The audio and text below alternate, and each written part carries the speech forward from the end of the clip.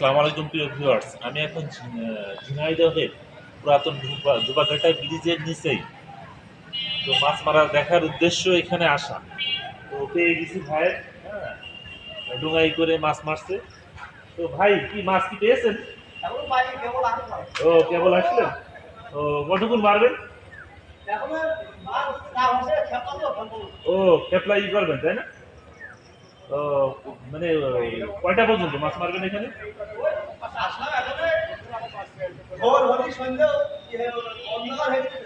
ও আচ্ছা আচ্ছা, অন্ধকার হলে সে মাছ মেরে চলে যাবে। তো কিছুক্ষণ আগে সে আসছে মাছ মারার জন্য, এখনো সে সেভাবে মাছ মারতে পারেনি। তো সত্যি সেরকম পরিবেশ, এত সুন্দর পরিবেশ আসলে এখানে না আসলে পারে আহ, বুঝতে পারতাম না।